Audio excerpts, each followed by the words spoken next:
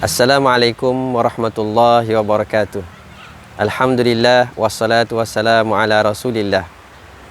Tuan-tuan dan puan-puan yang dirahmati Allah Subhanahu wa taala. Apa khabar?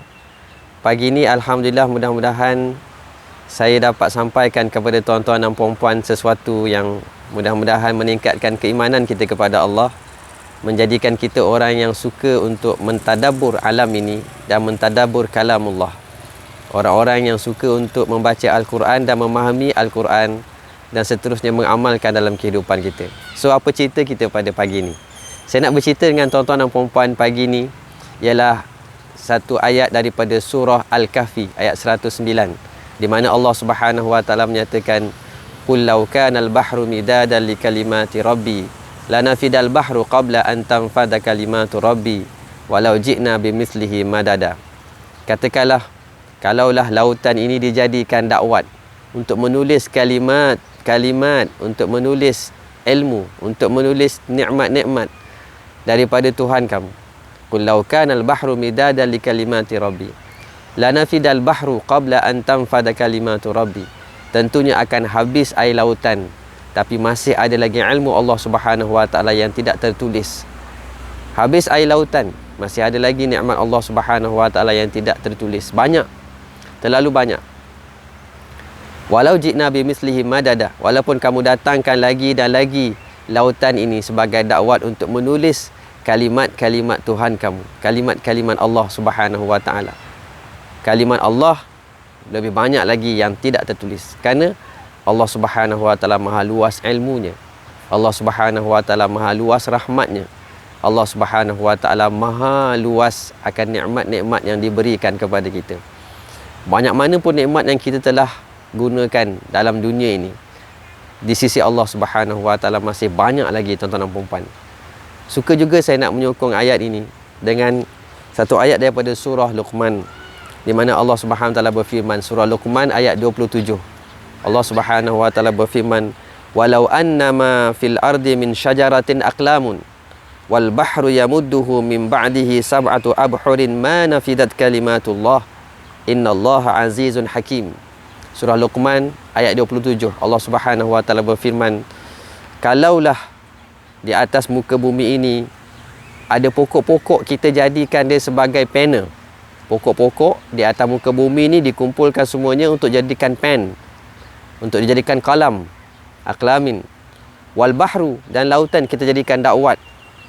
Tentunya akan habis pokok-pokok di atas muka bumi ini untuk kita tulis, dan kering air lautan untuk kita tulis kalimat-kalimat Allah Subhanahu wa taala. Masih banyak lagi kalimat Allah yang belum ditulis.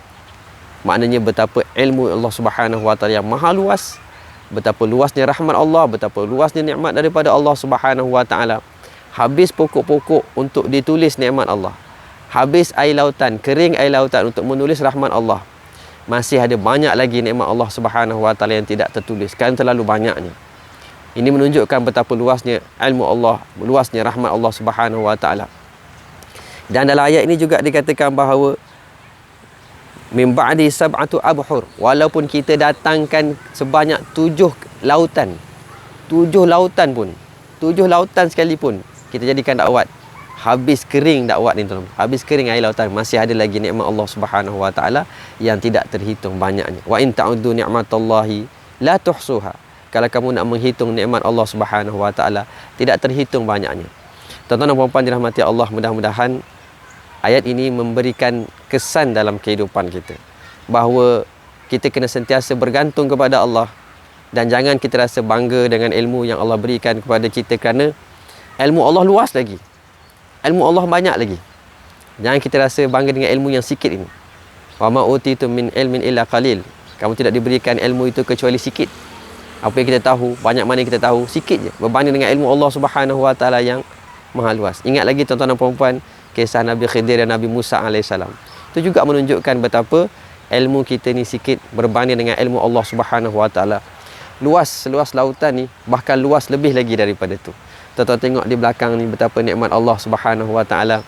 Matahari yang Allah terbitkan setiap pagi, itu merupakan nikmat daripada Allah yang sepatutnya kita syukuri. Pemandangan yang begitu indah ni sepatutnya kita syukuri. Untuk makluman tuan-tuan dan puan-puan, saya berada di Marang. Saya berada di Pulau Kekabu Marang. Okey. Di belakang sana tu Pulau Kapas. Sini Pulau Kekabu, belakang situ Pulau Kapas. Subhanallah, pemandangan yang begitu cantik, laut yang begitu tenang. Ramai orang datang pagi-pagi, cuti hari ni, hari Jumaat cuti. Dan kalau tuan-tuan perasan, di belakang saya juga ada banyak bot-bot nelayan. Bot-bot nelayan, mereka keluar pagi-pagi tadi lepas subuh untuk mereka angkat mereka punya kita panggil apa, sangkar kan, mereka letak dekat dalam. Ada lauk apa, ikan masuk dalam tu, ada rezeki mereka pada hari tu. Alhamdulillah, syukur. Ini semua nikmat Allah Subhanahu Wa Taala. Mudah-mudahan Allah Subhanahu Wa Taala bagi taufik kepada kita semua untuk kita menghayati, untuk kita tadabbur alam ini, dan mudah-mudahan memberi kesan dalam hati kita menjadi orang yang benar-benar beriman kepada Allah, yang benar-benar mentauhidkan Allah, yang benar-benar bergantung dan berharap hanya kepada Allah Subhanahu Wa Taala. Jazakumullah khairal jazak. Impactful ibrah from Al-Quran by Khairuddin Othman. Assalamualaikum warahmatullahi wabarakatuh.